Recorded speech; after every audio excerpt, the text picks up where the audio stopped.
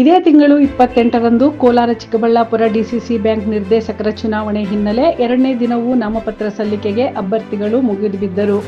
ಇಲ್ಲಿಯವರೆಗೂ 32 ನಾಮಪತ್ರಗಳು ಸಲ್ಲಿಕೆಯಾಗಿದೆ. ಎರಡನೇ ದಿನ ಮುಳಬಾಗಿಲು ಶಾಸಕ ಸಮೃದ್ಧಿ ಮಂಜುನಾಥ್ ನೇತೃತ್ವದಲ್ಲಿ ರಘುಪತಿ ರೆಡ್ಡಿ ಅವರು ಜೆಡಿಎಸ್ ಬೆಂಬಲಿತ ಅಭ್ಯರ್ಥಿಯಾಗಿ ನಾಮಪತ್ರ ಸಲ್ಲಿಸಿದರು.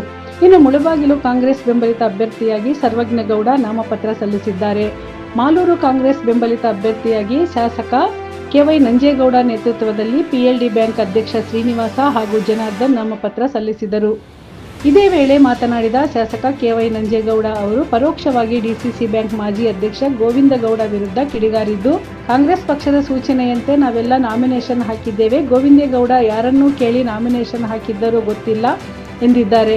ಇನ್ನು ಡಿಸಿಸಿ ಬ್ಯಾಂಕ್ನಲ್ಲಿ ನಡೆದಿದ್ದರೂ ಅಕ್ರಮಗಳ ತನಿಖೆ ನಡೆಯುತ್ತಿದೆ. ಅಕ್ರಮ ಸಾಬೀತಾದರೆ ಕ್ರಮ ಆಗಲಿದೆ ಎಂದು ಇದೇ ಸಂದರ್ಭದಲ್ಲಿ ಹೇಳಿದರು.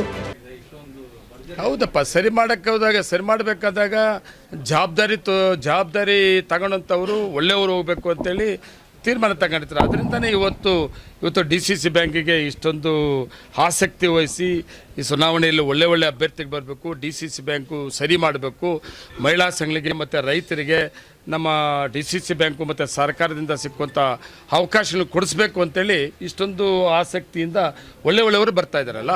ಇದು ಫೈನಲ್ ರಿಸಲ್ಟ್ ಅಲ್ವಾ ನೋಡಿ. ಪ್ರಯತ್ನ ಯಾಕೆ ಅವರ ಅಧ್ಯಕ್ಷ ಕೆಲಸ ಮಾಡಿದ್ರಲ್ಲ, ಮತ್ತು ಇನ್ನೂ ಒಂದು ಸರ್ ಆಗಬೇಕು ಅಂತ ಇರ್ಬೋದೇನೋ, ಆಸೆ ಇರ್ಬೋದು, ಪ್ರಯತ್ನ ಅಷ್ಟೇ ಅದು.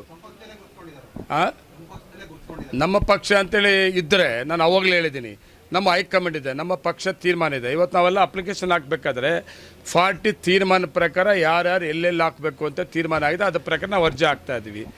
ಅವ್ರ ಪಕ್ಷ ಆದರೆ ಪಕ್ಷದ ಹೈಕಮಾಂಡ್ ತೀರ್ಮಾನ ಪ್ರಕಾರ ಹೋಗ್ಬೇಕಲ್ವಾ. ನನಗೆ ಗೊತ್ತಿಲ್ಲ ಅದು. ನನ್ನ ಮಾಲೂರು ತಾಲೂಕು ವಿಷಯಕ್ಕೆ ಬಂದಾಗ ನಾನು 3 ಅಭ್ಯರ್ಥಿಗಳು ಹಾಕಬೇಕು ಅಂತಂದಾಗ ಪಕ್ಷದ ನಾಯಕರುಗಳ ತೀರ್ಮಾನ ತಗೊಂಡು 3 ಕ್ಷೇತ್ರಕ್ಕೆ ಅವಕಾಶ ಮಾಡಿಕೊಡ್ಬೇಕು ಅಂತ ಕೇಳಿದ್ದೆ. ಅಪ್ಲಿಕೇಶನ್ ಹಾಕಿಸಿ ಅಂತ ನನ್ನ ಪಕ್ಷದ 2 ಜಿಲ್ಲೆಯ ನಾಯಕರುಗಳು ತಗೊಂಡಂಥ ತೀರ್ಮಾನ ಪ್ರಕಾರ ನಾನು 3 ಕ್ಷೇತ್ರಕ್ಕೆ ಕೂಡ ಅರ್ಜಿಗಳು ಹಾಕ್ಸಿದ್ದೇನೆ.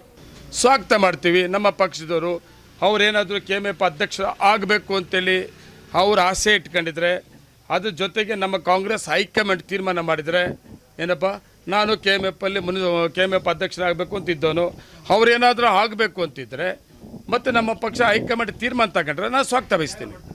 100% ತ್ಯಾಗ ಮಾಡ್ತೀನಿ. ನಾನು 100% ನಾನು ಇದ್ದೀನಿ. ಕೋಮಲ್ ಅಧ್ಯಕ್ಷ ಬೇರೆ, ಅದಕ್ಕೂ ಕೂಡ ನನ್ನ ಹೈಕಮಾಂಡ್ ಇದೆ. ನಾನು ನಿರ್ದೇಶನಾಗಿ ಬರ್ತೀನಿ. ನಾನು ನನ್ನ ಕಾಲದಲ್ಲಿ ಏನೇನು ಪ್ರಾಜೆಕ್ಟ್ ತಗೊಂಡಿದ್ದೀನಿ, ಗುದ್ಲಿ ಪೂಜೆ ಮಾಡಿ ಕೆಲಸವನ್ನು ಪ್ರಾರಂಭ ಮಾಡಿದ್ದೀನಿ. ನಾನು ನಿರ್ದೇಶನಾಗಿ ಉದ್ಘಾಟನೆ ಮಾಡೋಂಥದ್ದು ನೋಡಬೇಕು ಅಂತ ಆಸೆ ಇದೆ. Solar plant, MBK golden dairy, hostel, ಆಮೇಲೆ ಐಸ್ ಕ್ರೀಮ್ ಪ್ಲ್ಯಾಂಟು, ಇವೆಲ್ಲ ಕೂಡ ನಿರ್ದೇಶನಾಗಿ ಬಂದ ಮೇಲೆ ನನ್ನ ಪಾರ್ಟಿ ಹೈಕಮಾಂಡ್ ತೀರ್ಮಾನ ತಕ್ಕತ್ತದೆ. ಕೋಮಲ್ ಅಧ್ಯಕ್ಷ ಯಾರಾಗಬೇಕು ಅಂತ, KMF ಅಧ್ಯಕ್ಷ ಯಾರಾಗಬೇಕು ಅಂತ ನನ್ನ ಪಾರ್ಟಿ ಮತ್ತು ಮುಖ್ಯಮಂತ್ರಿಗಳು, ಉಪಮುಖ್ಯಮಂತ್ರಿಗಳು ತಗೊಳ್ಳೋ ತೀರ್ಮಾನ ನಾವೆಲ್ಲ ಬದ್ಧವಾಗಿರ್ತೀವಿ.